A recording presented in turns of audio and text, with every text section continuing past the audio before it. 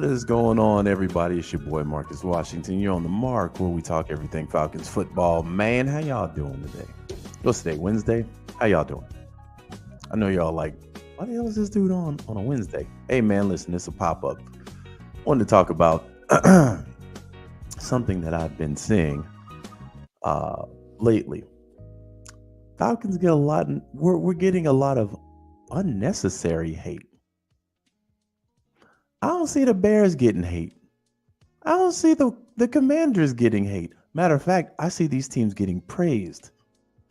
But for whatever reason, we getting hate. Now I do want to touch on something I literally found out probably about 10 minutes ago. Y'all know the last 2 weeks I've been on Tampa Bay Trey's ass in Pro Football Focus on how biased they have been towards us. And then I found out, well, the two people that have been talking about us, that have been previewing our games, they're both Tampa Bay fans. So I'm like, oh, that's where the glaze for the other teams are coming. But they, funny thing about it today, though, I popped in on them while they were live. And I noticed, and he probably won't admit it, but I put a comment in the chat, and then I sat there and watched his response. Oh, he saw that. And they reluctantly picked the Falcons to win. After, giving all these excuses for Dallas. Even with that, they reluctantly. And they didn't even say the Falcons were going to win. They said it in a way where they picked the Falcons without saying they picked the Falcons. And I'm like, how trash is this, man? And I'm like, where was all this with Carolina? Oh, now y'all got excuses as to why Dallas is going to lose.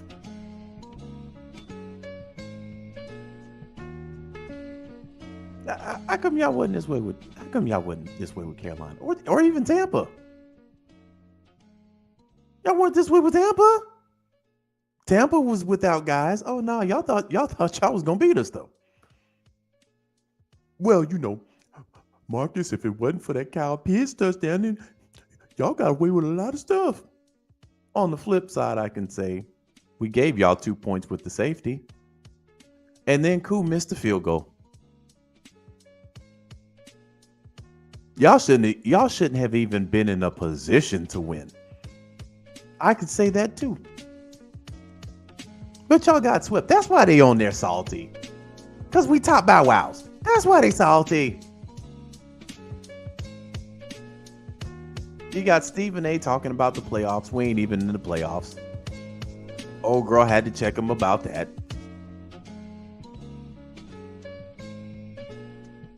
But look at how they glaze up these other teams, though. Some of these teams, we got a better record than, fam.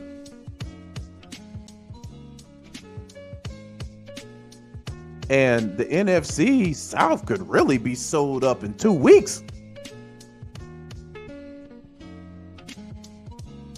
C-doubles. Yeah. Marcus, we not even using play action. Hey, man, let me touch on this real quick before I get sidetracked. So shout out to Tidy.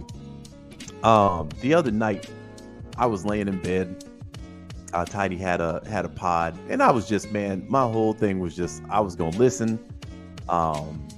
Like I usually do. I catch a lot of pods when I'm about to go to sleep. So I was listening, and they had this dude on here just talking out of both sides of his mouth. Now, usually, I just laugh at it. But the way he was being condescending to everybody, I had to jump in. I had to. Just because you put coach in front of your last name or your first name, that don't mean you know a lot. And it really didn't take a lot to dismantle any point that he was proving. It didn't take a lot.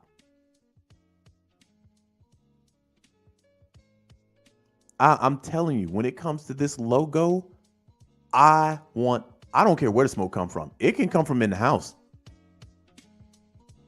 But he sounded so crazy. If y'all want to go listen to it, hop on over there to Bird Gang, send Tidy a shout out. I don't know when I was on there, fam. I think I was on like the back hour or something like that. But this dude was talking off the wall for about 20 or 30 minutes before I even hopped on there. Right? But there's a lot of Falcon hate. And I'm like, where is this coming from? You know, when we were losing, wasn't really this much hate.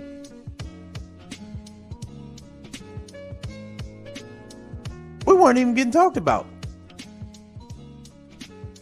But now all of a sudden, we one game away from just absolutely sewing up the South. Now, I will say this. We got to get past Dallas first. Dallas better not lose. Let me repeat this. Dallas better win Sunday. Because if not, your boy is going to be petty.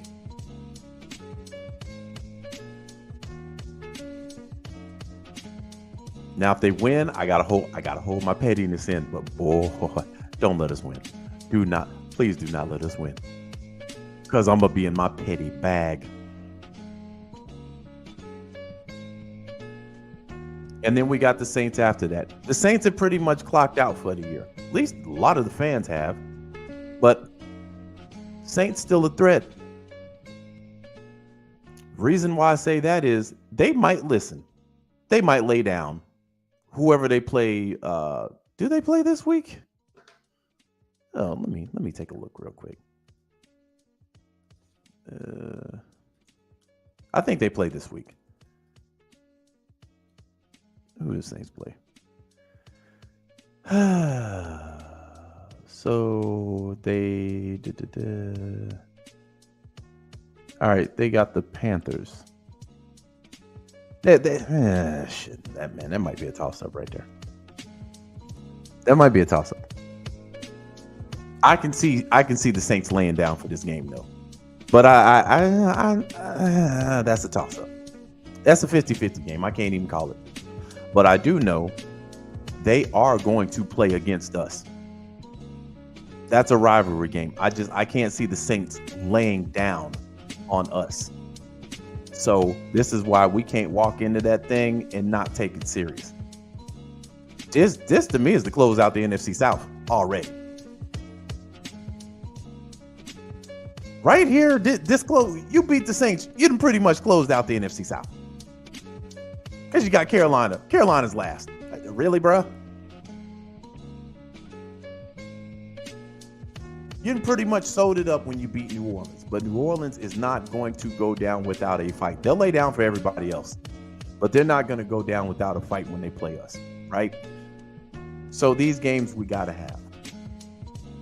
Now, when it comes to the Cowboys, and this is, again, what the coach was talking about in Tidy's pod that he did the other night, where he was like, well, we should be running play action. I asked him one simple question. I said, okay, so did Zach Robinson put us in the best position to win Sunday? And his response was, yes. So I'm like, what the hell are you even talking about then? His whole point was destroyed right there. Right? This particular game right here, I will give Coach credit. This is Bijan and Tyler Algier. Dallas cannot stop the run to save their life. And we have two of the best running backs in the game. They can't stop the run. Their linebackers, suspect. Dude, they've been giving up. Let me hold on. Let me go pull up the numbers, fam. Zach Robinson needs to have Kirk Cousins under center and just handing the ball off the majority of the game. All right, so let's take a look. Uh,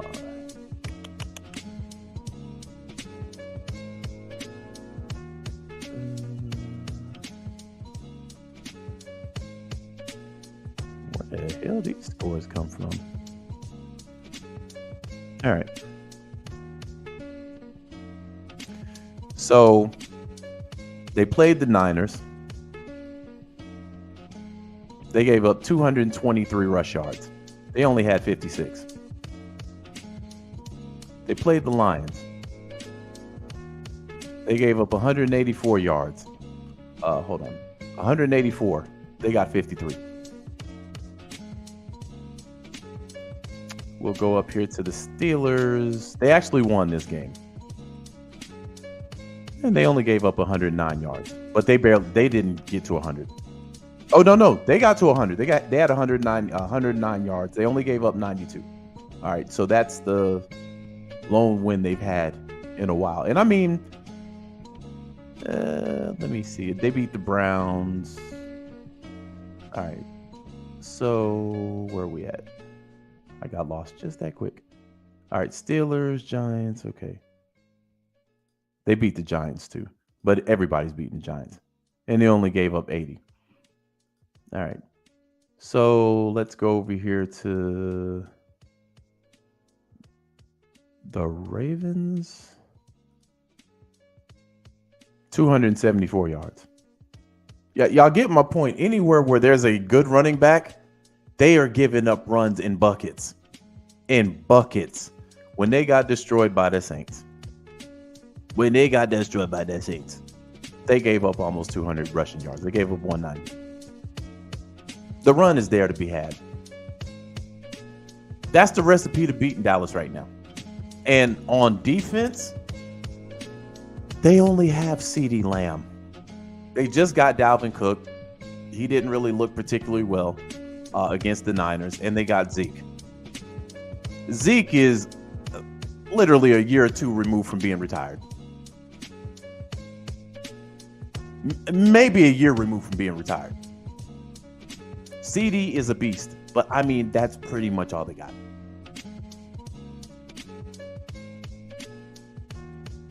And Dak has been giving up the ball like Baker Mayfield. Before we played Tampa, when all these Falcons haters were glazing up Tampa, they left out the fact that your boy Baker had been giving the ball up. He was averaging 2 a game. And he gave up 2 playing us. Dak's no better. Dak's giving up 2 apiece too. But Cowboys, y'all better not lose. I'm telling you. Oh, that smoke y'all had for us when y'all came here and we lost on the onside kick? Oh, your boy remember that. Oh, your boy remember that big shit y'all was talking. Y'all better not lose. Y'all better not lose. And Atlanta, y'all better not lose either. Y'all got no business losing to this variant of the Cowboys. Y'all had no business losing to them. Dude, the Niners dog walked them. Debo out of the lineup.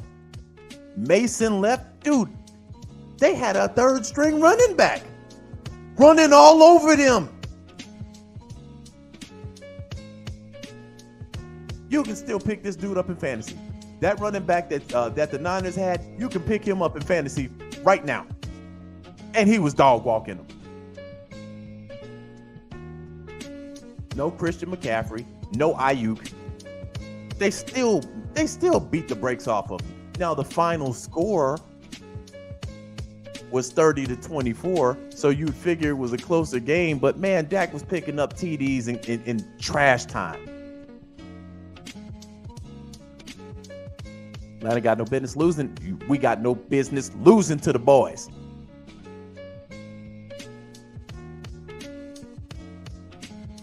So, but yeah, man, there's a lot of unnecessary hate for Atlanta, and it's always been that way.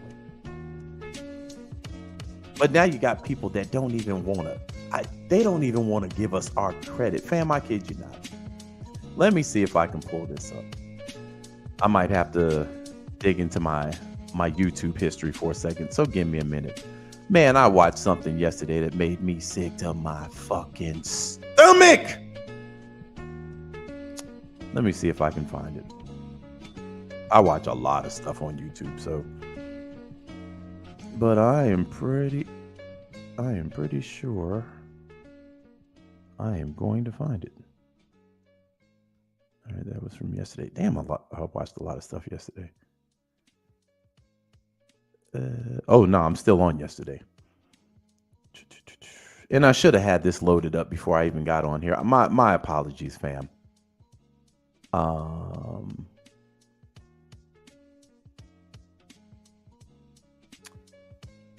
Okay, where are you?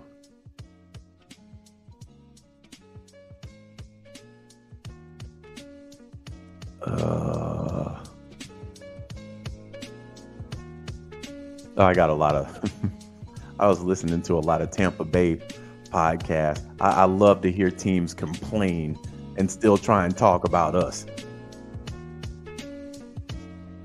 Okay, it was yesterday morning.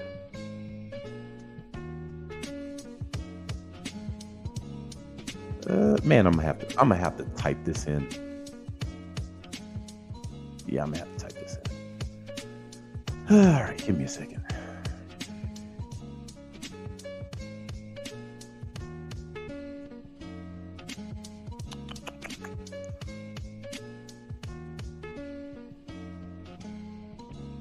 Oh, don't tell me they took it. Don't tell me they took it down. Oh, because they're gonna get big smoke if they did. Okay, yeah. And of course, we have to start calling this guy our number one hater, fam. You know what? I'm not even gonna play this whole video. This is what I want to do. Let me pull it up. Okay. So I'm gonna pull this up, right? And of course, we got our biggest hater there, Tampa Bay trade. Now this is Pro Football Focus, which they shouldn't even be calling themselves Pro Football Focus. I want y'all to read that title right there. It states, "Is Kyle Pitts back? Buccaneers versus Falcons Week 8 NFL Review." The first 4 words say, "Is Kyle Pitts back?" Fam. Game now 2-0. This video is over 10 minutes long. Would you be surprised that they only talked about Kyle Pitts for like 27 seconds? They didn't even talk. They talked more about Otten than they did Kyle Pitts. You want to know what they did talk about, though? Tampa Bay. The whole fucking video. I'm going to play some of it. They start out talking about us a little bit, and then it goes into Tampa Bay Cope.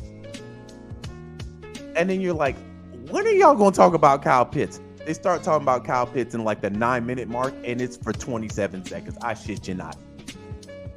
This is clickbait right here. And I'm sitting here like, how are y'all calling yourselves Pro Football Focus? How? With this type of bias covering? We're going to play a little bit of this. Against the Buccaneers this season since they won the Thursday Night Football game in Week 5 and won again this weekend. Safety Jesse Bates at the top of the list with a 90.9. Running back Bijan Robinson with an 89.5. Tight end Kyle Pitts, National Tight End Day, 86.8. Offensive guard Chris Lidstrom with an 86.2. Offensive tackle Jake Matthews with an 83.7. Then quarterback Kirk Cousins, an elite 90.9 grade in this one. On Tampa Bay side of things, no Mike Evans, no Chris Godwin, obviously. Wide receiver Raheem Jarrett steps up here with a 90.8. Didn't play a ton of snaps, but was able to play well. Why didn't he mention our injuries? Notice how he starts his off. No Mike Evans, no Godwin. Makes no mention about our injuries, though. But we'll keep pushing. He was out there. Bucky Irving, not a 97 0.5. That's my bad. I typed that in wrong. Should be an 87.5, just for everybody out there who's watching on YouTube. Tight end Kate Otten with a 77.2. Cornerback Josh Hayes with a 75.3. And then offensive tackle Luke Gedeke with a 72.4. Baker Mayfield in this game, a 70.2 overall grade. Your stat that told the story here, Dalton. What do we got? This game felt like a little bit of deja vu, didn't it? From that Thursday night game that you talked about. Oh, just the Thursday night? Well, that one? Well, here we go. I thought it was also the Ravens game. Well, here we're going to get into that. So the first 4 weeks of this season, the Bucs had the second best coverage grade in the NFL. Okay. The last 4 weeks that we've seen, they have the second worst coverage grade in the NFL. And I know Servassier Dennis at linebacker was their usual cover linebacker. Stop at 1:27. Let's just play Russian roulette. I'm just going to scroll this. I'm not even timing it. I'm just going to scroll it, and I'm going to stop. He's the early down guy, and Servassier Dennis was the third down guy who came in for him for coverage. KJ Britt now being forced to be in on. They're still talking about Tampa Bay. On coverage. Let's do it again. Downs. It's been rough. Yeah. Especially on the edges, they don't. And again, like it's something where it's not horrendous, but it is not difference making the way that you need it to be. And I think too often they are blitzing not just out of it's still Tampa Bay to do. Let's try it again. Let's try it again one more time. But also play the route on a route that he was beat on and caught up to it. The recovery speed was amazing. The catch on the interception was incredible. Had 3 defensive stops as well. 8 minutes to a minute. And the Bucs had the second. They glazed Tampa Bay. They talked about Tampa Bay. Fam, this is why I don't fuck with a lot. And they call themselves Pro Football Focus. I firmly believe at this point. I could be wrong.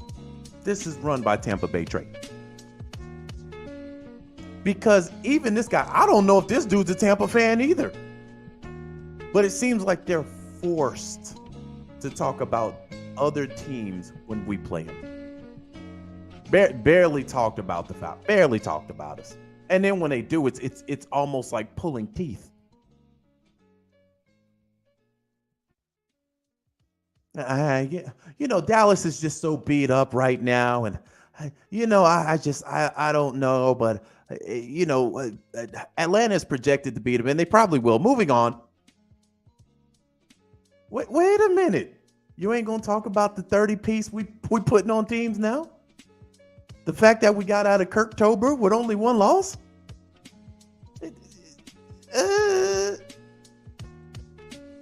Bijan, Tyler Algier, we ain't talking about none of this? Okay. It's unnecessary hate. Bam, Tampa's in our division.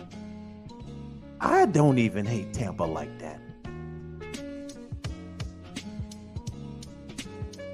But anyway, they can stay on that train all they want to. We smoking on a Bucks pack all year. Bad part about it, they can't smoke on a Falcons pack till next year. And even then, they ain't gonna be able to. So they're gonna have clear lungs for 2 years. At least this year.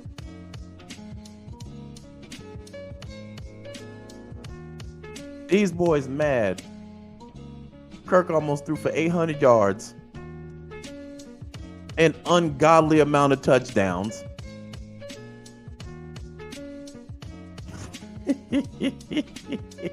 But anyway, let me do this real quick. Let me shout out Wolf. I watch Wolf stuff. Sometimes I agree with it, sometimes I don't. But I mean, that's how a lot of content creators are. Some don't agree with me, and that's cool. That's cool. Wolf did touch on something though today, and I felt that. Matter of fact, I'm gonna play this initially, and then I'm gonna play what Wolf had to say about this, because Wolf was spot on. Hold on. Let me find Wolf's video first. I should have had all this stuff put up.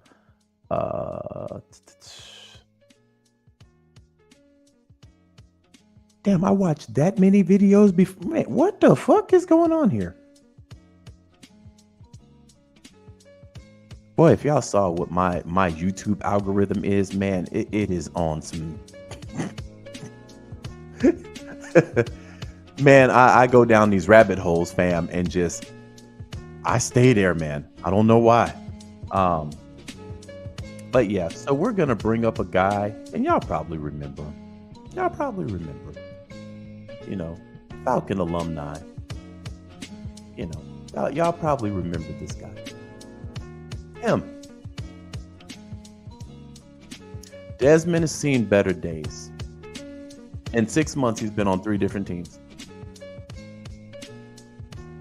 Got traded by one, cut by another, signed and put on the practice squad, and then sold to another team. Where I think he's 3rd on the roster.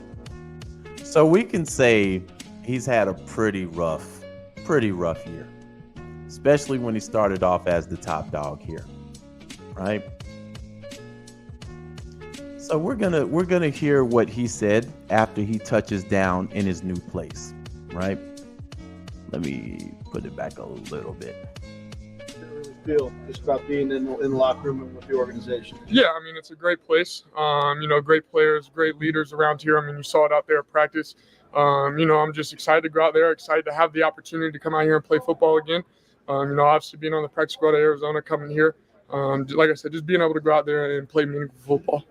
Desmond, get a chance to catch up with Trey Tucker yet, from a college teammate, and looking forward to getting it in with practice at him a little bit. Yeah, I got him one ball today. But no, that was one of the first guys I hit up when, there was even thought of coming here, and he thought I was joking. And then, about 24 hours later, I texted him again, asked him if he had a place to stay. And then I think he knew it was pretty real. So. Did he have a place to stay? He still hasn't got back to me on that yet. So, no, I'm in the hotel right now, but we're working on it. I know it's like a They got the man in the hotel. He don't even know if he's staying or going, fam. Now, listen, feel bad for the kid, man. I do. He looks rough. Right? Here's my issue with what he's going through now. And we're going to cut it off because he says a lot of the just regular stuff. And again, smart kid, right? But what we had been telling people when there were fans here glazing him, this kid is not ready. He should not be starting. Man, I don't care what you say, man. You don't know ball. You don't know ball. Listen, I was the assistant head coach at Tiny Toons Acme University. You don't know nothing about ball. That's what they told me. I'm actually trying to watch out for the kid. You gotta bench him. You got to bench him. He's not ready. You don't know what you're talking about, man. You don't know what you're talking about. See, that's the problem. A lot of you content creators, y'all don't know what y'all be talking about. Right? Y'all know what y'all be talking about. Y'all remember when they ran this line on me? Y'all remember this? See, he got the intangibles.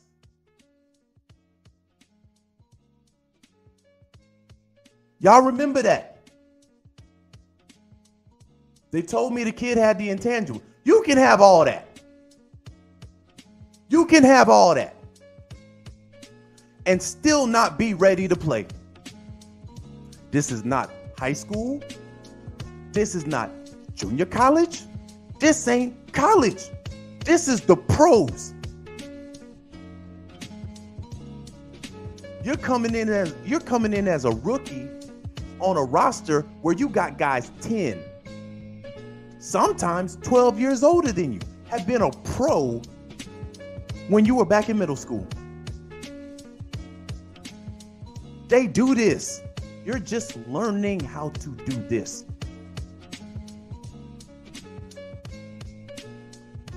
So when guys like me, other content creators, saw the writing on the wall, hey, we got to bench this kid.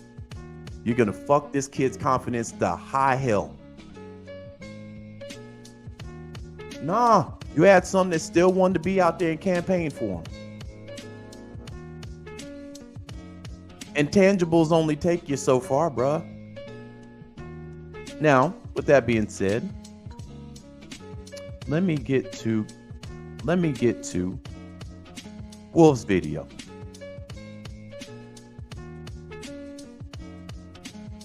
And shout out to Wolf.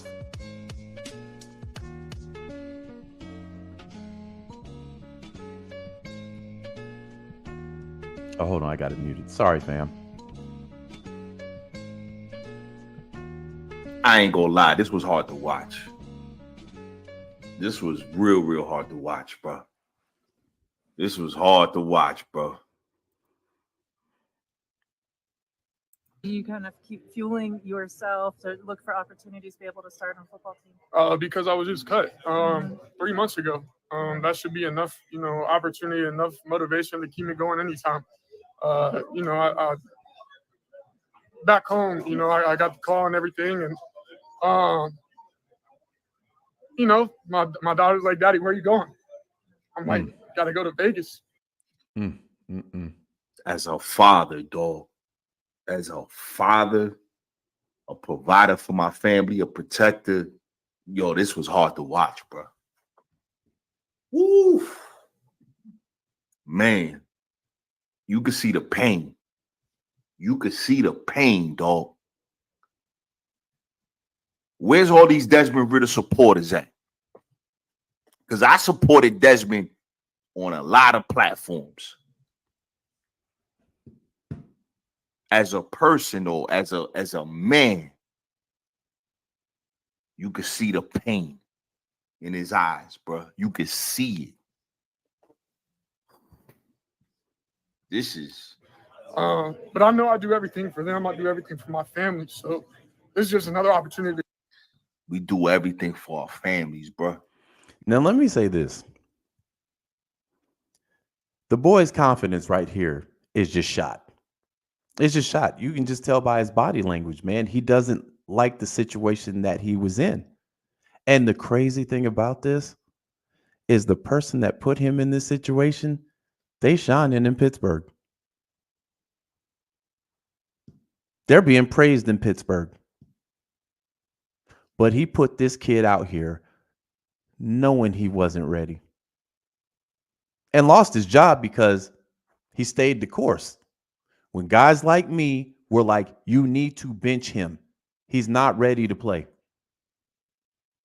And other teams are showing you they don't have any confidence either. This is a blood sport, fam. Once the book is out on you that you ain't really that good, that's kind of it.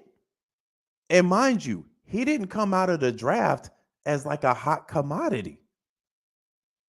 So now he's got to fight just to stay on a fucking roster. He didn't get the same benefits as Heineke or some of these other guys. He didn't get that same benefit. Now he might get cut from the Raiders. And then who gonna take a book out on him? But see, when cats like me and other creators were telling him this guy needs to sit on a bench, this is why I'm not an advocate of starting a fucking quarterback right away. Because this is the norm. A CJ Stroud, a Daniels up there in Washington. That's not the rule. That's the exception. Desmond Ridder is the rule. And the funny thing about it, the ones that were all on him, they don't even give a fuck about this kid anymore. They'd have moved on to the quarter. We got Kirk Cousins now. Why y'all still talking about Ridder? Because it is. You see the importance, bro. That's the reason why I wanted him to succeed. That's the reason why I want him to succeed, bro. Good dude. Obviously, It was some personal, maybe there was some other stuff that was going on. Arthur Smith might have ruined his boy. Facts. Arthur Smith might have ruined his kid, bro. You know what I'm saying? He ain't looking right, no shape up, no haircut, no nothing, B. You know what I'm saying? Just he out there grinding. He in the trenches right now, bro. He in the trench. He a fire hydrant in the trenches right now, bro. To go out and prove to them, prove to myself, prove to everyone that I can be out here and go do this. Yeah, Desmond, to that point, does it leave like an extra chip on your shoulder? I know that's a cliche, but like something to prove to the rest of the league. Yeah, for sure. Man, it's not even to the rest of the league. It's to myself. I know what I can do. I know what I can be. Now I just got to go do it. How do you think that? Like, Bro, go do it, Desmond, bro. Word up on everything I love, boy. Go do it. Go prove it. You know what I'm saying? It's tough. It's a tough business, bro. We as fans and supporters, we also got to remember that these players, they men, bro. They go through feelings just like we go through feelings, bro. Now, listen, I'll agree with Wolf with that 100%. Shout out to Wolf, man. I'm going to go ahead and end it here. But that was a very, very good video. I agree with that. That's why I'll never attack players personally. I never took a shot at Desmond personally. When I called him cheeks, that's football. When I said he wasn't ready, that's football.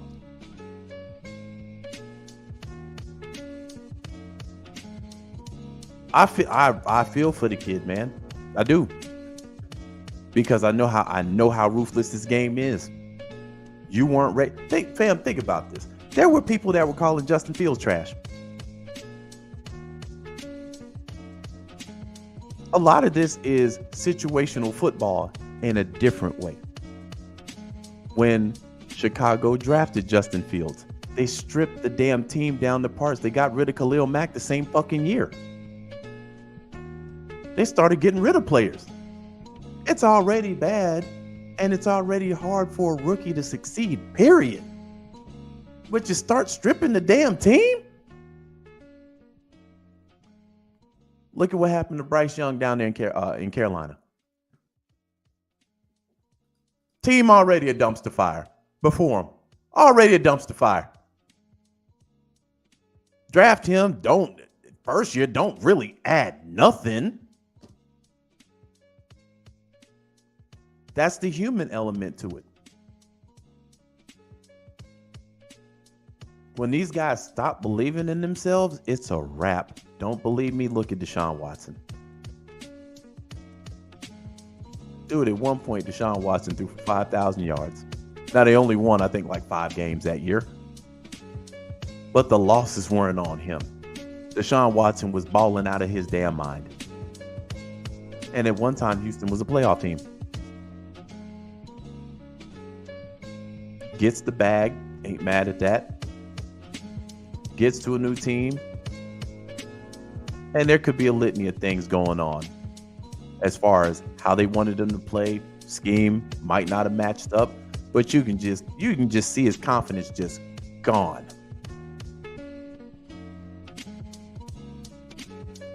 And then he gets hurt. Deshaun ain't never gonna be the same when he comes back. I don't know where I heard this, but it's so true. Deshaun Watson is now officially the Ben Simmons of the NFL. He ain't never gonna get right.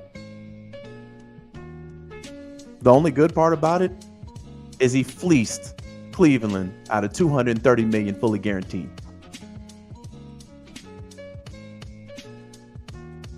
Fam, that's why I always tell you I stand on logo business. I don't have to change my opinion about a player at all. At all. Because it's always about the logo. If a player's cheeks, get them up out of here, we'll move on. If a player is good, hey. But these players come and go, man. And the sad part about it, the ones that were caping for Desmond don't even fucking talk about him no more. They don't care what this kid is going through. Now, we joke about him over here.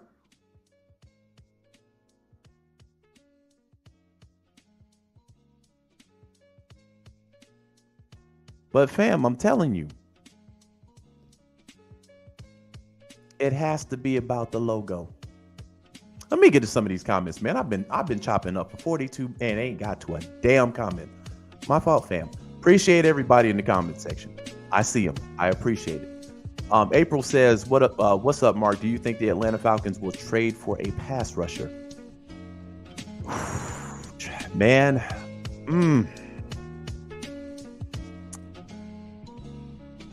I would say this.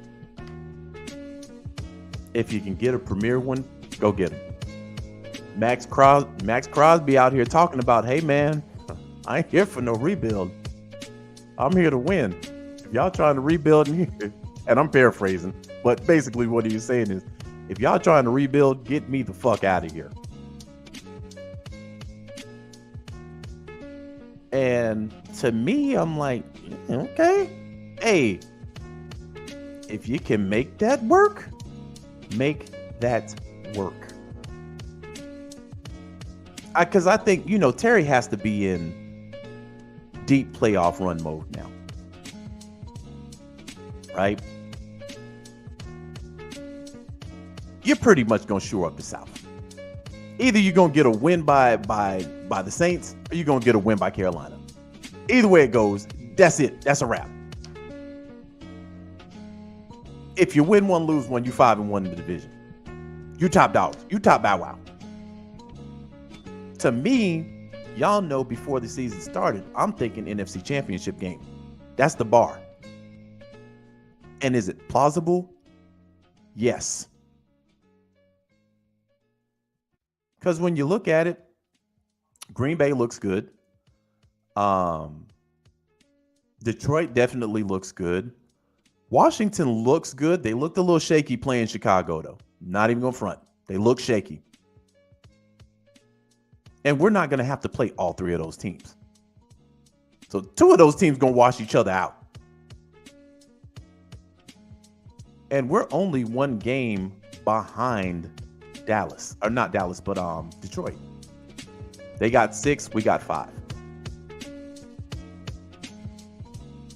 Now, if the 49ers can find a way to start getting some wins, I mean, they're injured. Debo in and out of the lineup. But they're hitting home runs on their running backs. They could potentially get Christian McCaffrey back for a playoff run.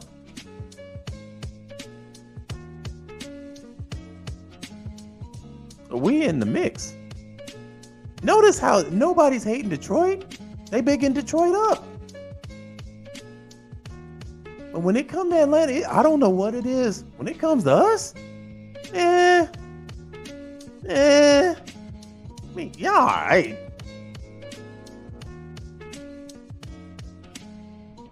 So that's why I'm like, we just got to keep chopping wood. Dallas coming to town. We need to go ahead and get them the fuck out of here. By Sunday, I want to hear Cowboys fans talking about next year's draft. We already done had 2 teams do it. When the Cowboys leave here, the only thing I need to be hearing out of their fucking mouths is, man, what are we going to do in next year's draft?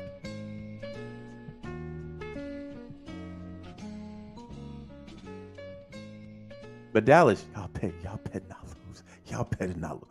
Boy, I'm telling you, I've been petty all week, y'all, and I'm just itching. I am itching. I got product for y'all. I'm just itching. If y'all lose, bruh. Whoo. Ryan, what's going on, fam? He says Watson definitely isn't the same. We dodged the bullet by bringing him in. Yeah. He's never gonna be the same, and that's gonna go down in history. Fam, I can tell you right now, ain't nobody else in the NFL getting fully guaranteed contracts like that. That is gonna go down in history as one of the worst acquisitions to ever happen. Because mind you, we talk about the money, we forget about the damn picks. We forget about the trade package.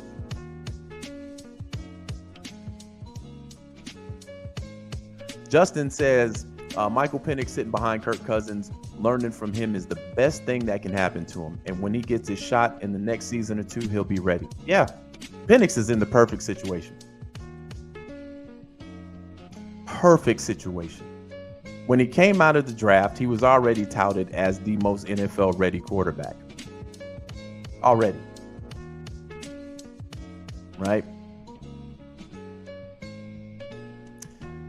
So now you done gave him 2 years, minimum 2 years, to sit behind Kirk Cousins. So when he comes, the boy gonna be pure dynamite. One, he's gonna already know the playbook back to front. All the motions, everything. He's gonna already know that stuff. So shout out to Terry doing things the right way. I've just never understood, man, why you would, and again, it kind of goes hand in hand. If you're drafting high, if you're drafting first, second, or third, you're going to go after a quarterback. If you're drafting that high, you weren't that good to begin with. But it just seems like it's an obligation to rush these guys out as soon as possible. So you get Ridders. You get Genos. Look at how long, man, I'll give Geno Smith major credit. The mental fortitude that it took for that man to sit there and be on bench after bench and just wait until he got his opportunity. Fam, most quarterbacks, they in and out of the league like that.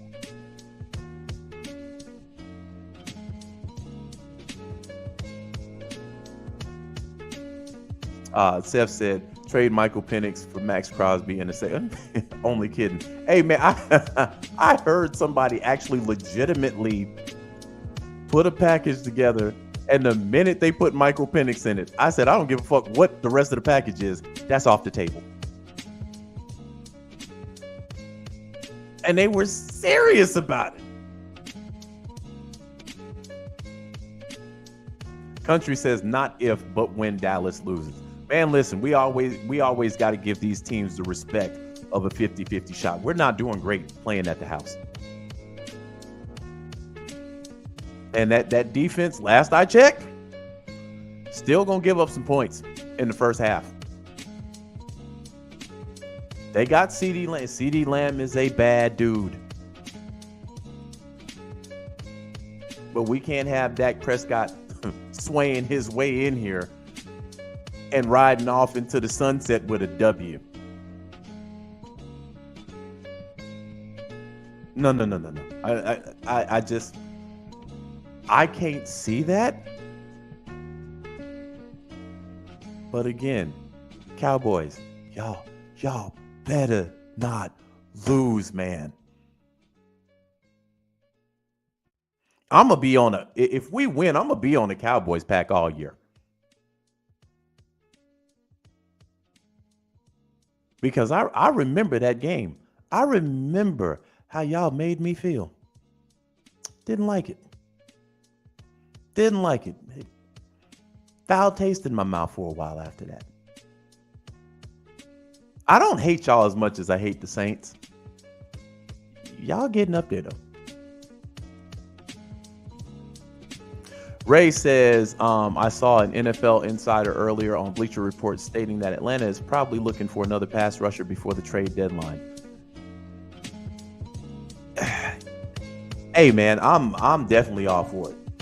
Because right now, we really don't have a lot to show for it right now. I think we got like 6 sacks.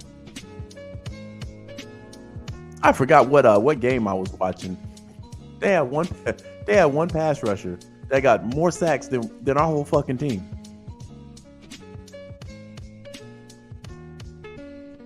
So we have to get, if I'm Terry, I'm brokering the deal. If Crosby wants out, hey man, we gotta make it happen. We gotta make it happen. Because I'm trying to make a deep playoff run. This isn't a one and done thing. You get a game at the house and then you lose at the house. No.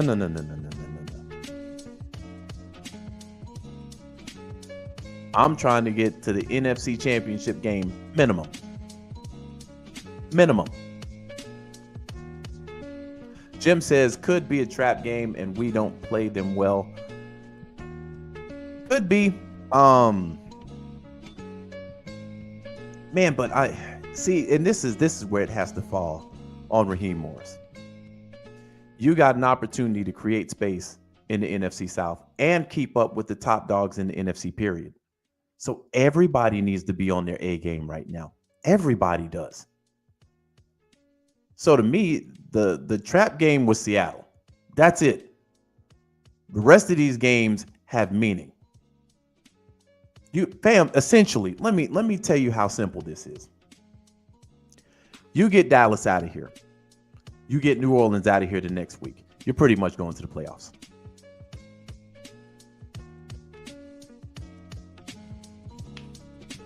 I'm listening to Saints podcasters talk about, man, if we can rattle off 6 wins. How? How? And then, you know what?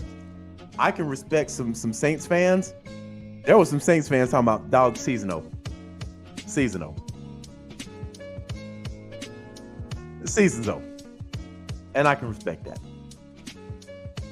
But for me, the Seattle game's the trap game. Every game moving forward, you need to take every one of these teams seriously. Every single one. Dallas is getting run on by everybody, but you still need to take them serious. Because any given Sunday, you can get up out of here. Any given Sunday. You can be like, how the fuck that happened? We were the better team. How? That can happen. But I believe if Atlanta's on top of their game, it shouldn't happen. And we should be smoking on a boys pack come Sunday. Jay Lana says, if we beat the Cowgirls Sunday, I know for sure I'm watching First Take Monday. Yeah, because you know they're going to talk about it. And you know Jerry probably going to have something to say too. Well, I put the best team out there for us. Y'all don't understand salary cap and blah, blah, blah. And a lot of people say, hey, listen, you shouldn't be paying Dak Prescott that much money. But that's the going rate for quarterbacks. If you weren't going to pay him, somebody else damn sure was. That's what makes football so interesting. You got to pick. Now, what I don't get, what Jerry said, what was this, yesterday? Jerry talking about he considers contracts like tuition or some shit like that, or a scholarship. What the fuck is this man talking about?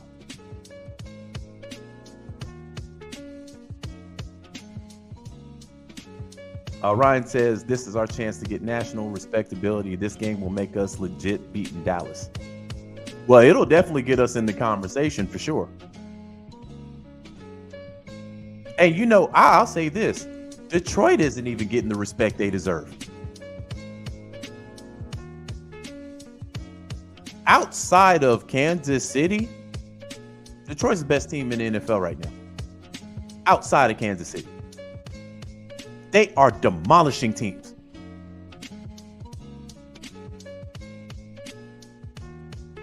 And I would have put Baltimore there till they got beat by Cleveland with famous crab legs Jameis. 30 for 30 Jameis.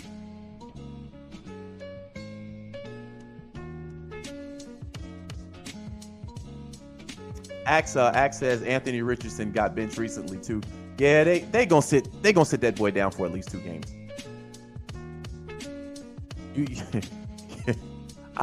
Listen, fam, you can't call to get pulled out of a game because you're tired. I can. I'm 43. There are a lot of things I'm tired of. I'm tired of paying bills. You can't be that young talking about you tired. Bro, I look at the TV. I look at the TV wrong. I'm taking a nap. I'm 43. There are things that I used to be able to do in my 20s. I just simply have no interest in. When I was 20, we used to be able to play basketball sun up, sundown. Now I don't even like looking at the sun when I'm outside. Real talk. Fam, I used to walk to the store. I'm not walking to no store. That motherfucker could be right across the street. I'm gonna get in my air-conditioned car and drive my happy ass right across the street. Things that my parents used to tell us or tell me when I was younger, I'd never be that type. Man, when you get this age, fam, you'll take a nap and wake up and don't even realize how you went to sleep. I can't tell you how many times I've been on that couch and I'm wide awake watching something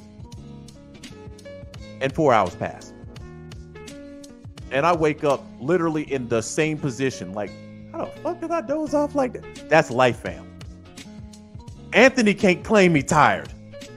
And this is all you doing? Dude, it ain't like you picking up a third shift. This man act like he on the graveyard shift later on that night. This it. This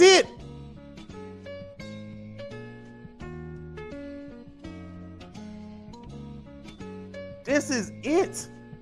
So yeah, they had to bench him. They had to. I'd have benched him. You tired? Huh? Man, you got a coach older than him standing for 4 hours. JJ says, imagine how I feel at 49. Yeah, hey man, listen, when them grades start coming in, a lot of stuff comes with it, man. You know, you wake up in the morning, you gotta kind of sit on the bed for a second just to get yourself situated. Man, when I was 20, when I woke up, I would spring out of the bed. Now I can wake up, I need about 15 minutes before my body's ready to get up.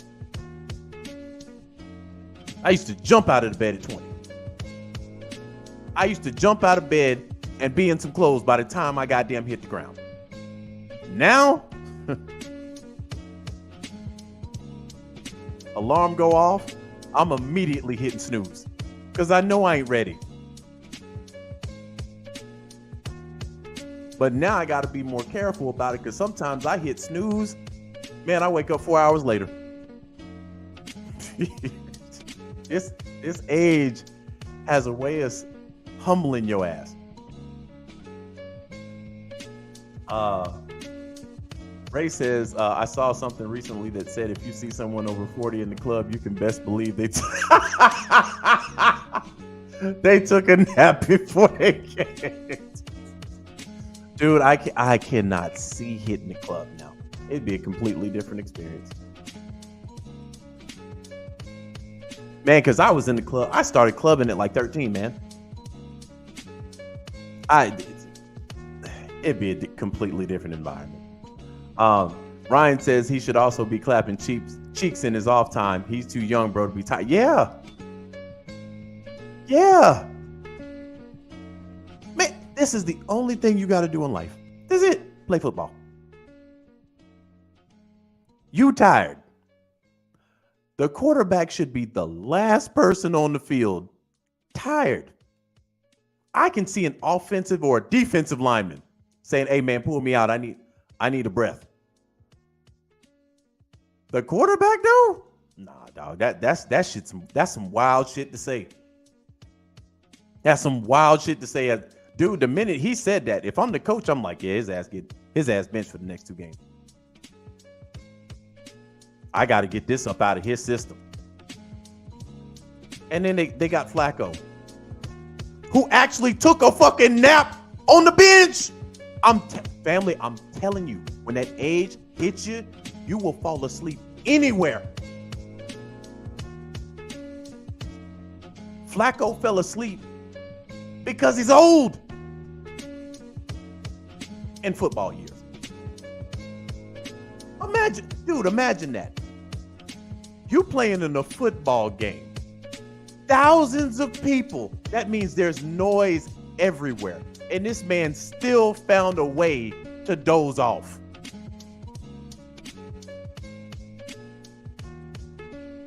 Man, this age is undefeated, bro.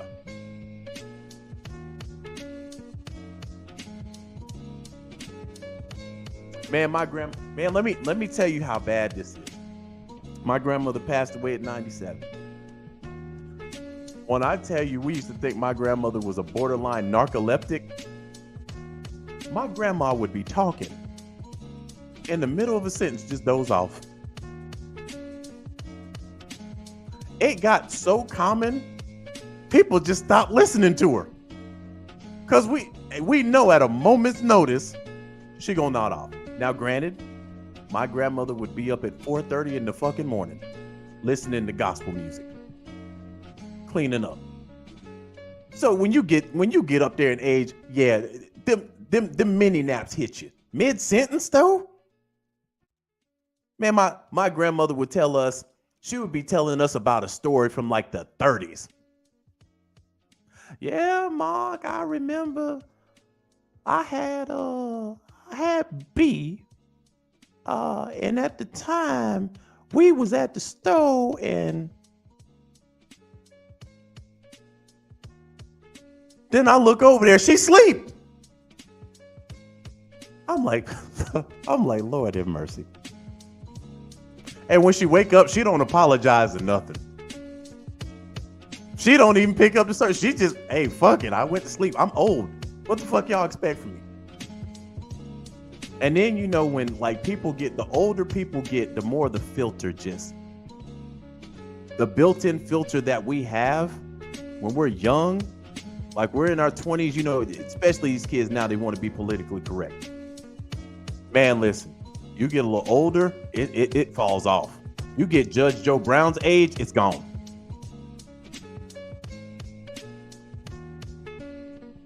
So things that you shouldn't be saying that might not be something that you should say in the public, they don't give a fuck. So Judge Joe Brown, how did you know Kamala Harris? Well, I knew her daddy back when he was a professor, and you know, she went to law school. A lot of people don't know she got her first 2 gigs from being on her back by Willie. A lot of people don't know that. Willie gave her first 2 positions, and I can't really go into the particulars, but I'll tell you that her first 2 gigs came from her being on her back. And you be like, this motherfucker said this at church. Listen, I ain't there yet. I will get there. I think by the time I get 60, my filter gonna be broke. But even I know there's just certain things that I ain't gonna say. These older folk, they don't care. They like, man, I'm days away from dying anyway. It ain't like I'm gonna parasail tomorrow. I'm being safe just to live another day. There's certain things I ain't gonna do because I want to live another day. I ain't never in my life seen an old motherfucker swimming in Lake Lanier.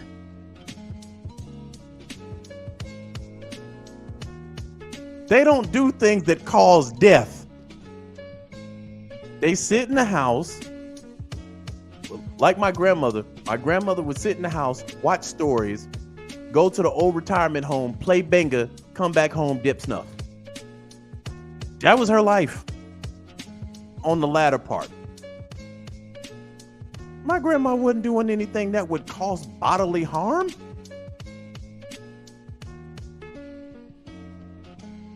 See, us young motherfuckers and even middle-aged, oh yeah, we'll get reckless every now and then. You be sitting at the house having a midlife crisis, man. You know what? I want to jump out of goddamn plane. And it feel good. I don't see a lot of 60, 70-year-old motherfuckers jumping out of planes. I don't even see a lot of 60, 70-year-olds on planes. So Anthony has no business being tired, bruh. None.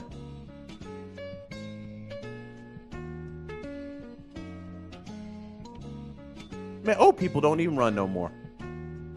Old people remind me of the monsters that are on the show From. They don't run nowhere. They just walk. Hey, Unc, where you going? Man, I'm going to the store, man. Ain't going nowhere fast, baby. You know what I'm saying? Walking. They ain't running. You don't believe me? When's the last time y'all saw y'all aunt or uncle run?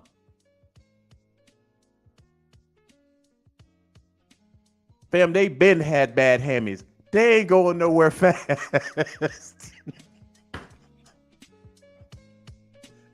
Now, there are a lot of old active folk out there. I'm joking right now, but I am kind of being honest. Jay Lannis says, you watching you know I'm watching the current season, man. And they still ain't answered shit. Watching From now is like watching a motherfucker lie about cheating. You ain't getting no more straight answers no more. You ain't getting a straight answer. It's entertaining to watch, but dude, I'm kind of like her. Where were you last night? That's what From is. It's entertaining to watch. They ain't answering shit. But yeah, man, like, you know what's crazy though is I remember being Anthony Richardson's age. And to gradually get older. Now, I mean, I can still do things. I can still run and all that other stuff, But there's going to come a time where I'm going to stop running too. I think, man, what's wild to me is guys my age out here on some of that diabolical shit. You 43 talking about you 43 out here talking about robbing a bank. First of all, that's suicide.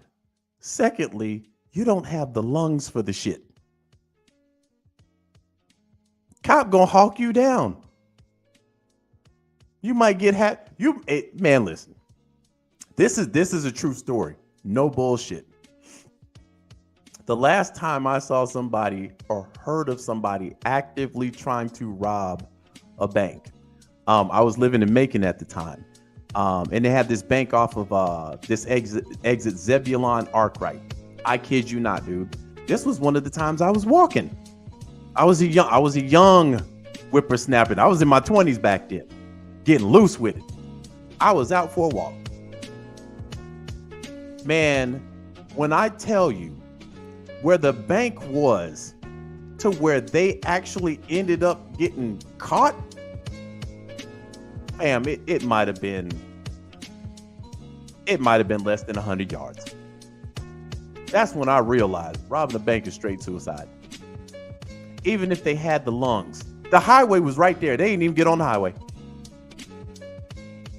And I'm like, man, that's a damn shame while I'm out there power walking. I'm out there like Chris Paul in the Geico commercials. That's a goddamn shame. From that point till now, I can't even recall the last time I heard of somebody trying to rob a bank.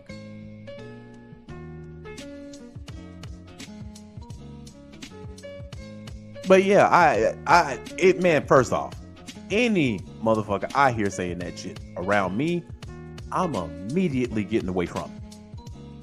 Y'all ain't gonna have me in the interrogation room. I'm like Charleston White. I point fingers. Shit, I wasn't robbing it. Man, let me see if I can pull this up. Man, we so beyond Falcons football, but everything that I wanted to say about the Falcons, I got out. So, Hold on. Let me see if I can find this.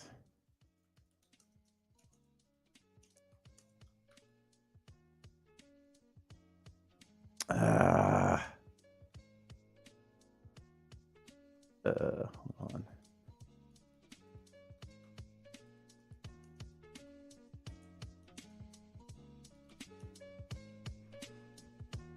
Yeah. Let me pull this up. Let me pull this up. Cause see, people be talking about, man, there's a code out here in the streets. My thing is this. I'm a law-abiding citizen. I have no problem dropping dime. I ain't do the crime. So if I ever get called into the interrogation room, I don't know. First of all, I don't know shit. First off, I'm saying this because I'm playing. I don't talk to cops. So whatever. But you got some motherfuckers in here that's on this type of time, bro. I did not kill nobody. No, I don't know nothing about no murder. I don't know nothing about no murder. I don't understand why you keep lying. That is a snitching, I would die. This is not no joke. You would die. Like, you would die for snitching out here. People die for that. Real talk. Mama, people get blocked and killed for snitching. But we're talking about life sentences here. Right. And this is like really just listen. Your actions and the people you choose to hang with and all of this.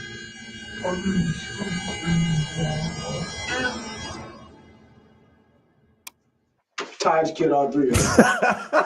Okay. Tell me about it. The whole story? Were you there? The whole story. Let him talk. Tell me the whole story. Okay.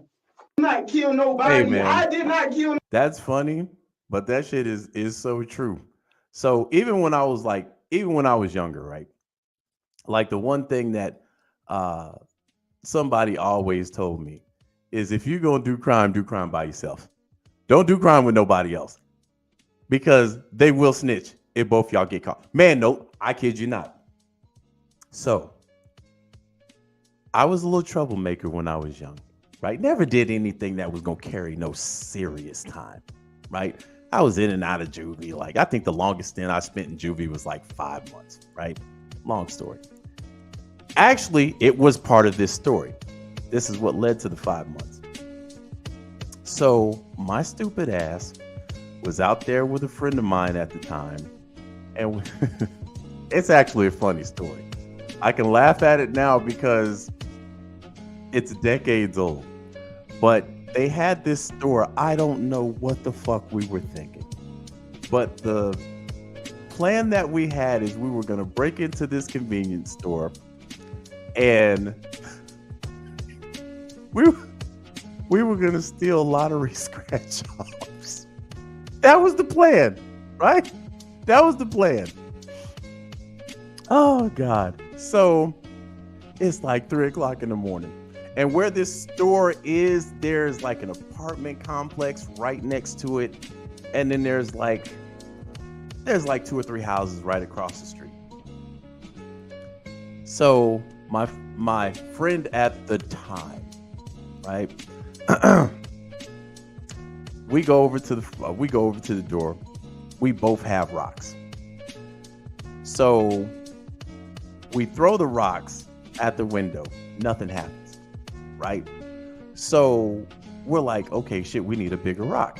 And then there was a spark plug just laying there. And I just remember this. See, this is shit that they should never be teaching you in school, but I do remember this. Like, a spark plug will make a goddamn, if you throw it hard enough, it will make a window shatter. So this information that I had in my head, I'm like, damn, there's a spark plug. Hey, throw the spark plug. Man, he threw that spark plug. Bang, whole window went down. Alarm goes off. We take off running. Right, so we stood behind this. We hid behind this garbage, like this garbage can, like the ones you see outside in the back of businesses and stuff. It goes off. Like the alarm just stops. So we're like, okay, this is our shot. Let's go in there and let's get these lottery tickets. Let's get this money, nigga. Like, that's how we thinking. So our dumbasses go back over there. He goes in first. Something in my spirit said, Mark, do not go in this store. Man, when I tell you, when I felt that and I backed up and looked, I saw a line of police cars. I'm not even exaggerating. It was like 7 cop cars. And I told him, Robert, let's get the fuck out of here. Man, I haul off. He goes in another direction. So I go into this apartment complex. It's dead quiet. I can hear my heart beating because I'm taking off running. I used to run track. I was hauling ass. All I hear is a car just screech. And the car is, up on me like with a quickness. So there's like this riverbank. I jumped the riverbank and I could have made the getaway clean. This man said, stop or I will fucking shoot you in your back. Now, had I known at the time that would have been illegal, I'd have kept running. But at the time, I didn't know that because I'm young, I'm stupid, right? So I sat there. Fam, do you know it took like 5 minutes for them to get to me? And when they got to me, I was all types of motherfuckers and this and this. So we get to the juvenile facility. Now I had been here a couple times. It light work to me at this point, right? So I'm telling them, I'm like, hey, listen, when we get in front of the judge, don't say nothing, right? Just don't say shit. So, all right, man, I got you. The next morning, they come and get him to go to court. So I'm like, what about me? They only called for him. Okay, cool. So I never remember this shit because this was literally the last thing this man ever told me. He said, man, well, if I come back, you know what happened. Fam, till this day, I have never seen or heard this man again. He left. This was on a Friday. That man left. Nothing. Right? So I'm sitting here thinking to myself, what the fuck happened at the court proceeding? I would find out 2 weeks later. So I get my day in court. And at this time, I got a lawyer. So I know this is serious, right? So the lawyer comes and talks to me and he's, telling me, so what's your side of the story? And I'm like, my side of the story? What the fuck you talking about? Well, your friend says you did everything. I said, nah, he wouldn't say nothing like that.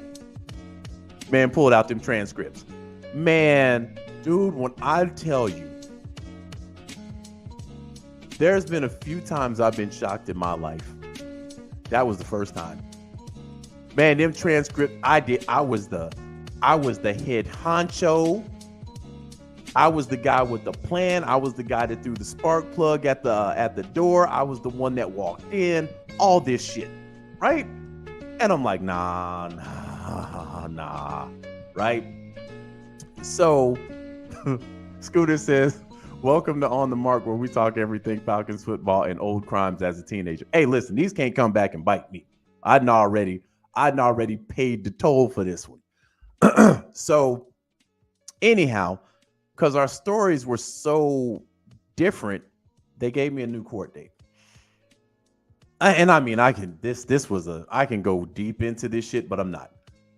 Long story short, the charges got dropped because the guy that owned the store found out that we were minors, and he decided not to press charges.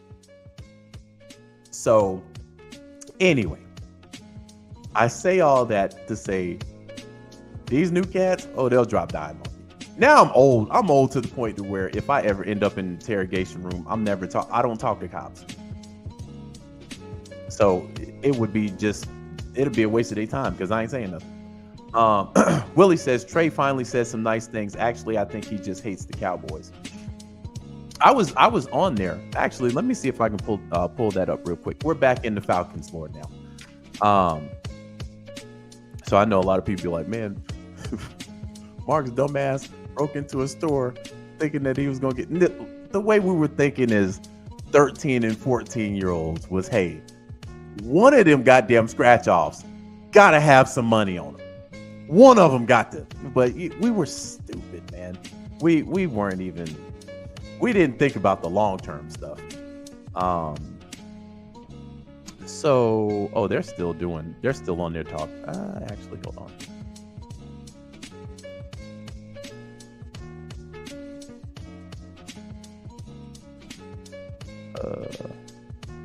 Well, I think they just wrapped up, or they're still live.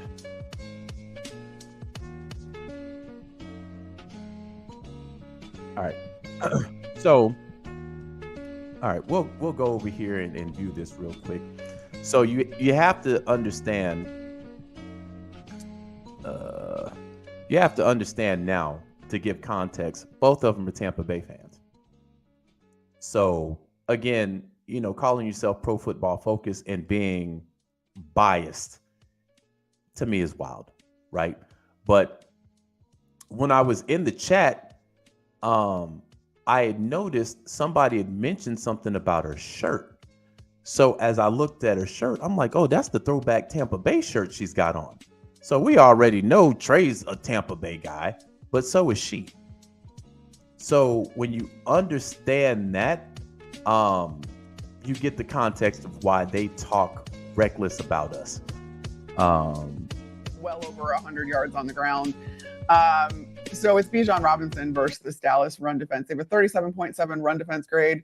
According, in PFF, that's 30th in the league. 20 tackles for loss or no gain, which is the fewest in the league against the run. They're tied for the most rushing yards per game given up with Carolina, 154.6, 30th in yards per play overall. So then you look at Bijan Robinson, 90.9 rushing grade, which is second in the league. That's something that is a strength for this Atlanta offense, and it is a matchup that can be exploited against this Dallas Cowboys team. It's abysmal. There's no excuse. Breaking news per Adam: Calais Campbell, the Falcons for 2025 fifth-round pick. Hey, you know I got to fact check you, fam. Hold on for a second, man. If you hold on. Oh, man, you big capping, man. I don't see that. For how bad really this Dallas defense is overall, given that was supposed to be the strength. And I know they've been without Micah Parsons and a couple of other pieces there on that side, but there's really just no excuse for letting up the exorbitant amount of yards that they are on a game in and game out basis.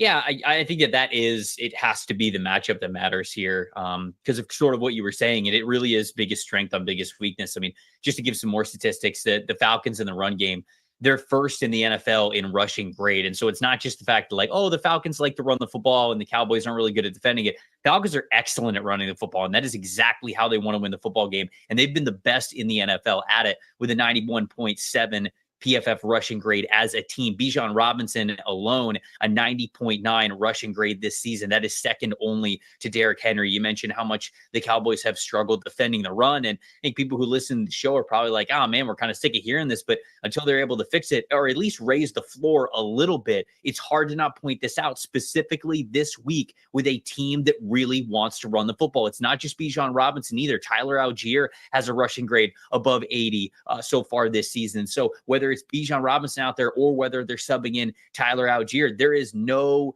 let up. There is no quit with this team. They are going to try to run the ball down your throat every single game. And so this one in particular, they got to be licking their chops about it. When it comes to the plus factor for me, I think that it's any receiver not named CeeDee Lamb for the Dallas Cowboys, because it kind of has to be. Yeah, I think that the Cowboys went into this season. I hate it. And the way that I think navigate. I just saw two reports that said they should be considering it, but I don't see no Calais Campbell movement. The offseason was that, oh yeah, we'll be just as good as we were last year. And that just rarely works. If you don't evolve, you normally get worse. If your roster for the most part stays exactly the same, if you didn't really try to elevate in one level or another, you're probably going to go backwards. That's insulting to NFL defensive coordinators to think that you could have a whole season's worth of tape, even for as good as it looked with the Dallas Cowboys last year and Dak Prescott, who was playing at an MVP level, for you to just say, yeah, now we're good. I mean, Tony Pollard, not on the team anymore. And I've noticed when it comes to them too, the plus factors are never Falcons fans. They are Falcons players. They're always players of the opposing teams. But again, you now have the reason why they don't really talk about our team. Both of them are Tampa Bay fans. She's literally wearing it. Both of them are Tampa Bay fans. We just swept them. We're still on a Bucks pack right now. But it pained them to pick us today. It pained them to do it. And I was sitting there. I told them, I'm waiting on y'all to pick the Cowboys. It pained them to do it, but they had to do the right thing today. I'm still on a bumper, though. I'm still on a bumper. You know, that doesn't make me dislike Tampa Bay as a whole, but they on my bumper. I'm on a bumper. But yeah, man, I think Alberto, what's going on? He says, Mark, what's good? Can we get Adrian Claiborne to come Sunday and sack Dak 6 times again like 2018? We need somebody to get to him. Lisa, what's going on? She says, smoking on a Bucks pack. Yeah, we still smoking on a pack. That's why they salty about it. Well, we were injured. What happened with the first time we played, y'all? We had injuries too. If this didn't happen, whatever. Y'all got help by the refs. Okay. Sweep still sounds the same to me. But every time they complain, the pack hits harder. Every time they complain, it hits harder. Because they can't say they smoking on a Falcon. Nobody in NFC South can say they smoking on the Falcons pack. Nobody. And I know if we lose, they'll come for you, boy. I know it. But like I told y'all, I run towards smoke like a firefighter. It ain't nothing to me. I'm not going, hey, listen, y'all beat us. Ain't no excuses coming out of the boy's mouth. The reason why y'all beat us because X, Y, Z. No. Seattle beat us. Hey, man, listen, y'all played a good game. We got our asses kicked. Now, when I talk to y'all, yeah, we're going to bring up defense. We're going to bring up all that stuff. But the team that beat us, ain't no excuses. Y'all, hey, nice win. They can't even smoke on a pack long enough. Shit that burnt out. No fight? You giving us respect? Yeah, that's what I'm supposed to do. Next time we see y'all, though, we gonna put that work on you, though.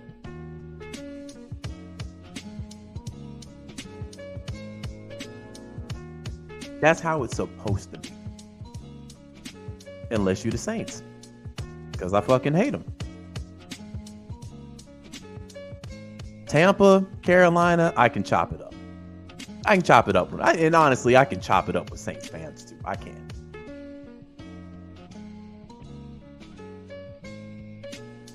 But anyway, your boy's going to go ahead and get up out of here, fam. I done told one of my goofy ass stories of stupid shit that I did when I was younger. I did a lot of stupid stuff when I was younger too, man. A lot of stupid stuff. So, you know, I'm Fat Joe with the stories. Only difference is I'm telling the truth about mine. You listen to Fat Joe talk and him and DMX almost got kidnapped and that just shit you know this dude exaggerate.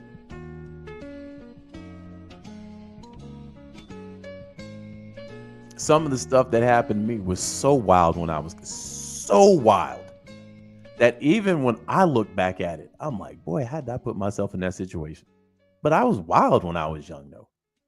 And that's another benefit about getting older. When you get older, you should mature out of that shit. So a lot of stuff that I saw myself doing like at 21, I can't even picture doing now. You know, that's that growth. Unfortunately, there are a lot of men my age still on that Al Bundy. Still living off of, you know, what was that, 4 touchdowns in Polk High? Gotta let it go sometime, baby. Man, you don't understand. I was the man back in high school. I was the man. That was high school, man. Dude, to me, oh Jesus, I'm getting old. I'm coming up on damn near 3 decades.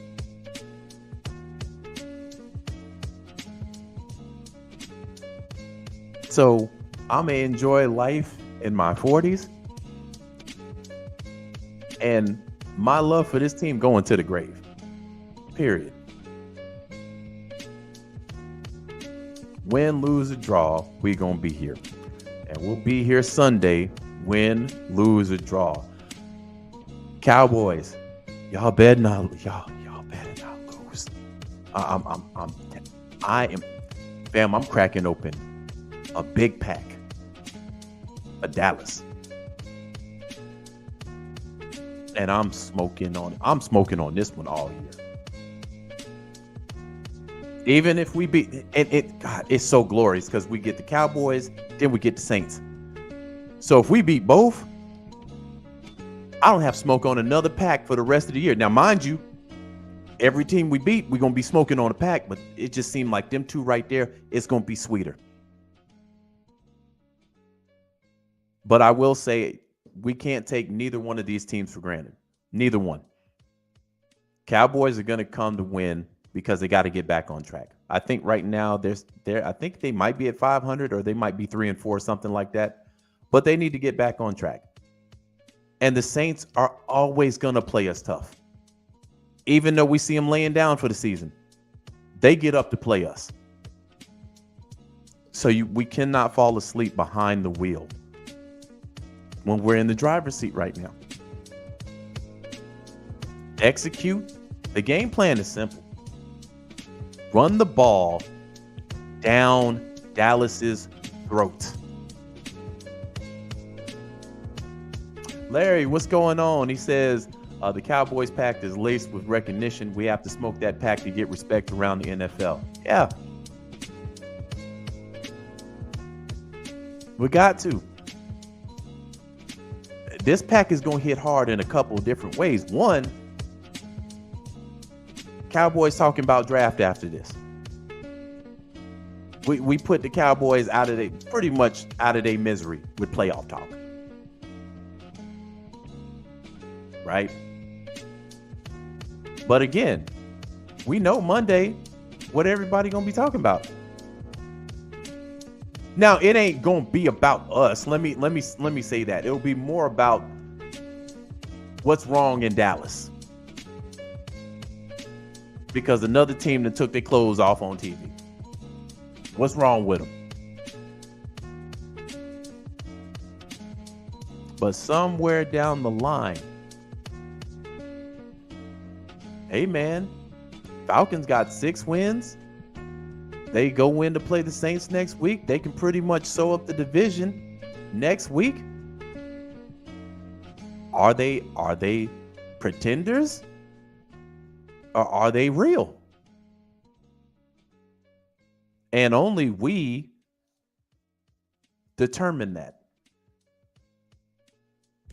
Jay Lana says Stephen A. smoke a Cowboys pack every time they lose too. Nate, what's going on? He says Dallas gives us their best game. They're in desperation mode considering the Commanders and Eagles. Yeah, because the Commanders, listen, despite the Hail Mary, they playing good. And I gotta give Dan Quinn credit. They hit a home run on the quarterback. They hit a home run on that boy. And the Eagles didn't bounce back. They didn't got healthy. We smoked on the Eagles pack earlier this year, though. And we weren't, fam. People don't realize how dangerous this is. I'm watching these other teams and they're playing complete games. We're at 5-3, and we have not played a complete game from top to bottom yet. We're averaging 33 points a game last month. Give or take, well, minus the Seattle game. And we ain't even at completeness yet. Detroit's at completeness.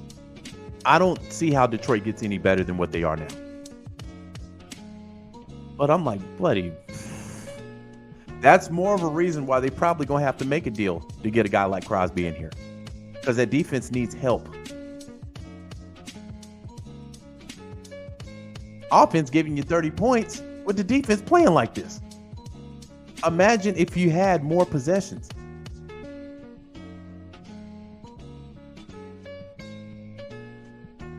Steve says Will's home team is the Bucks, hence he spoke of them more. The channel never gave any credit to the Falcons. Yeah. But I'm like, this is the year we take respect.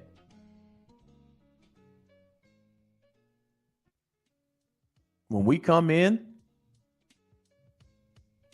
we beat y'all, make the getaway clean.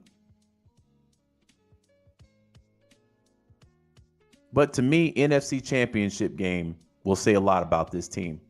Kirk Cousins' first year. If you can make it to the NFC Championship game in Kirk Cousins' first year, that says a lot. Especially when you've missed the last 6-7 seasons. And again, with the way that these records are looking, some of these teams are going to eat each other up. The roles are kind of reversed with San Francisco and Detroit this year. So if I'm Terry, listen, I'm going all in. What I got to do to get this boy off y'all hands?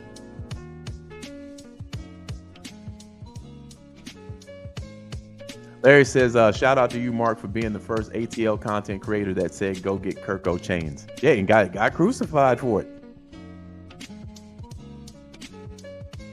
But again, you know, you see the writing on the wall. Washington wasn't going to give, not Washington, Minnesota wasn't going to, they weren't going to give him that fully guaranteed money that he wanted. They were tired of giving him guaranteed contracts. And he went out with with an injury. So they were pretty much telling him, hey, we kind of moving in a different direction. And again, I think both teams won because they went and got their quarterback for the future. He gets hurt. He's out for the year. And then they get Sam Darnold. And Sam Darnold's been playing complimentary football. Now, they lost their last 2 games. But I knew Minnesota, based on the moves, minus quarterback, they were going to be in a good spot. So I think both teams won. Kirk is doing exactly what I thought he was going to do. And we had before the season started, let me look at this real quick. Before the season started, we said at the half, Drake London would be at 6 touchdowns. So let me see, did we hit on that?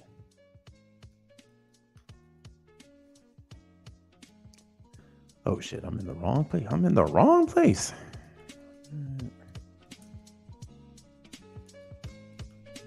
I know he's got to have like 5. Yeah, he's got 5 receiving touchdowns right now. So I need him to get 1.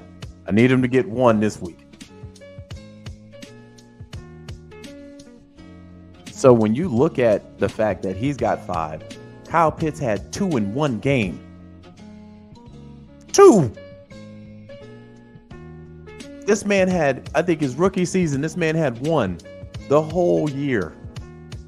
This man had 2 in 1 game. And Darnell Mooney, man, listen.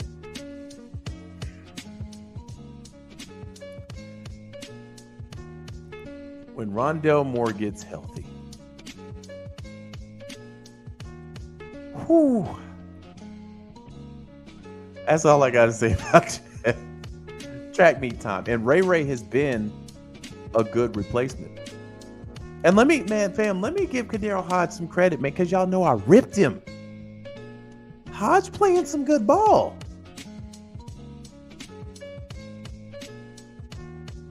Hodge is making me look at him now. Hodge has been playing some good ball. On the defensive side of the ball, you know, we get Troy Anderson back. Ladman's coming off the injury. You know, teams are kind of putting work in on Judon and Garrett. You see Judon almost get to the quarterback on a lot of plays. Just can't finish. AJ, 2 picks this year. He done got smoked on a couple, though. Jesse Bates is who Jesse Bates is. And that's just damn good. King Richie, what's going on, fam? He says, what's good, bro? I hope we come in ready to play to get more separation in the division. Yeah, who does Tampa Bay plays the Niners or Kansas City this week? I want to say they play Kansas. They might be playing the Niners, though. Hell, I don't know. They're playing one of those damn teams. Let me look it up real quick. Okay, so they're playing the Chiefs, and that's a Monday night game. So they're playing the Chiefs, and then they are playing the Niners. Man,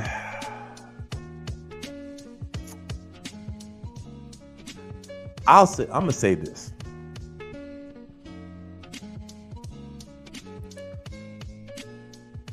Tampa's gonna lose playing the Chiefs. They're gonna give them a fight, though. They're gonna lose. However, I got upset alert on the Niners.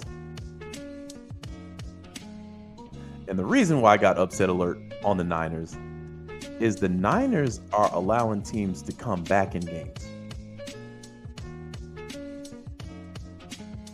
So I think the Niners should win. I think there's a possibility for an upset right there. But I think they're getting beat by the Chiefs. Dare I say dog walked. And then, you know, you got the Saints playing Carolina. So that's kind of a wash. The thing is, I think we're 3 games above both those teams. So I would actually prefer Carolina to win that game, though. Black Cat, Black Cat, get your team in order, baby. I need y'all to beat these Saints. I just need y'all to put them out of their misery. And I firmly believe, Saints fans, let me holler at you.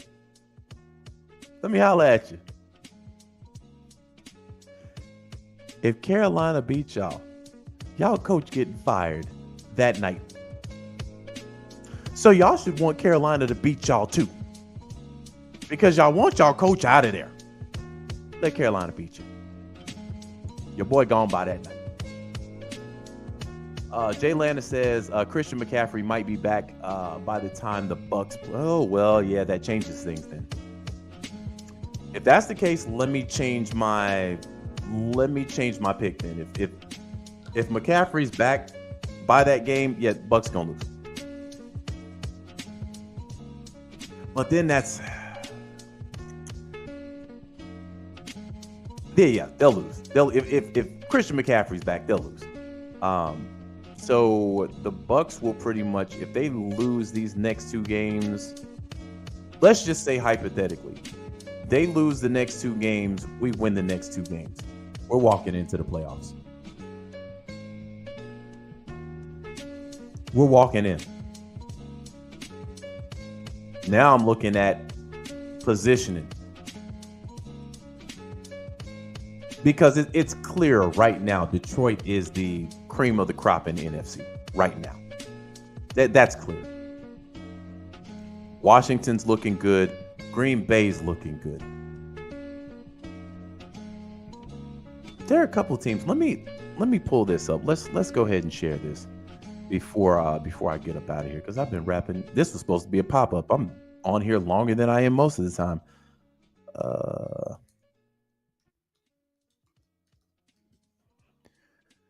So let's go ahead and pull up the standings, family. All right, let me go ahead and put this on the screen.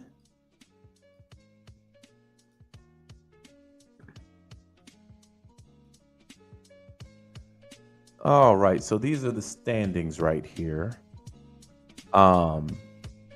Commanders are sitting on top of the NFC East.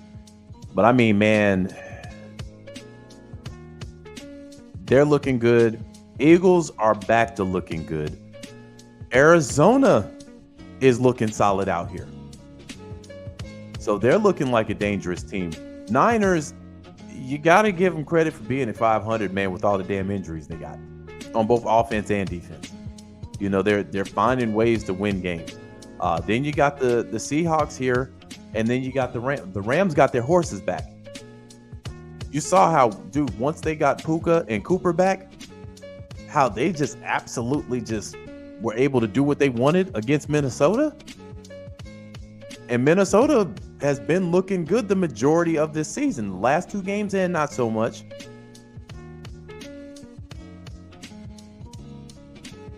But right here, you got the Lions and the Packers both at 6 wins. You got the Vikings right underneath them at 5. You got the Bears, who should be 5-2. But, you know, guys want to showboat out here on a goddamn Hail Mary. Larry says, hell no, we want the Saints to keep Dennis Allen. He's giving out Aints picks like Halloween candy. Hey, listen, I want him to sign him to an extension.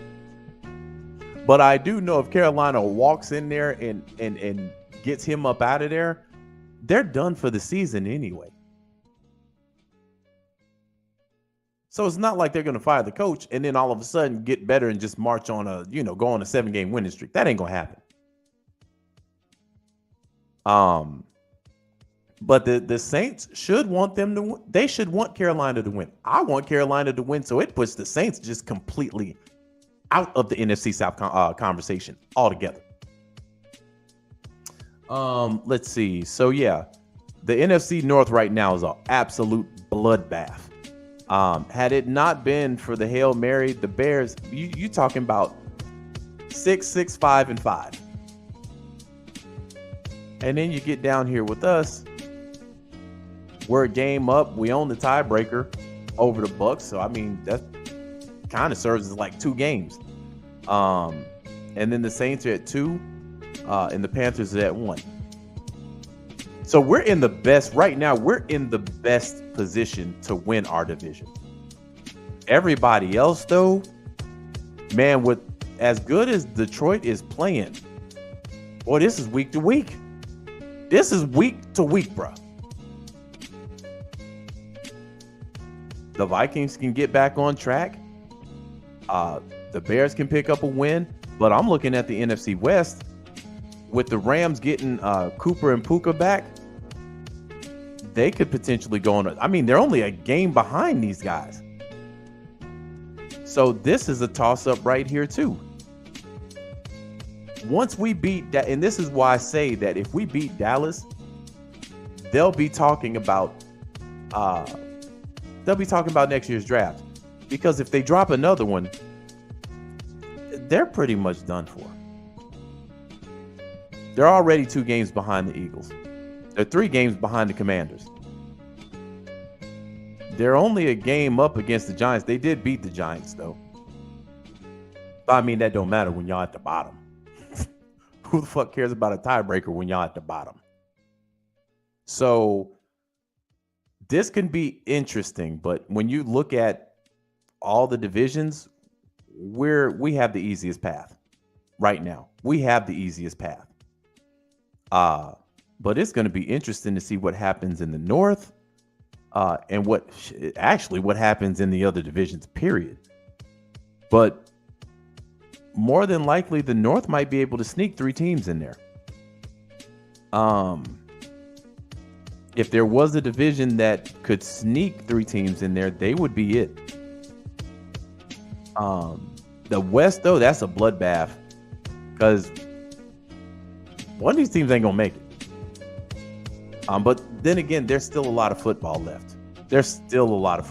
So these records can change with the quickness. But you got both the Packers and the Lions on winning streaks. 4 games, 5 games. Eagles on a 3-game winning streak. We just got back on the other side of good. The Jesus Christ. Buccaneers on a 2-game losing streak. Saints on a 6-game losing streak. Panthers on a 5-game losing streak. Fam, between the Saints and the Panthers, they haven't won in a month. Last time the Saints won, you got to go back a month and a half, bruh. A month and a half. Some people got paid 6 times between the last time the Saints won.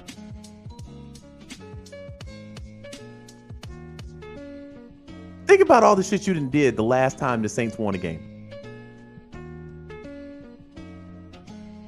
As a man, you probably done shaved once or twice.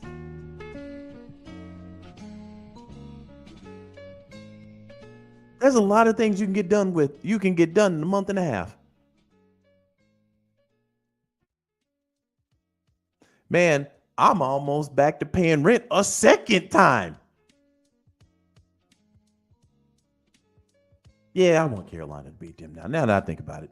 Yeah, let's keep this thing going. Let's keep this losing streak going. Let's keep it going. But with that being said and done, fam, your boy is about to bid y'all adieu. I'll be back on here. Sunday, man. This is the damn cook-up. This is the cook-up. I'll be back on here Sunday to chop up good game, man. Hopefully we smoking on a Cowboys pack. For the sake of the Cowboys, y'all better hope y'all win. Y'all better hope y'all win. Because if you lose, you're going to get clowned on by me. And listen, I ain't the only content creator smoking on a pack now. We got other content creators that are smoking on a Cowboys pack or smoking on a Bucks pack right now. But the whole world is going to pass y'all around if y'all lose to us.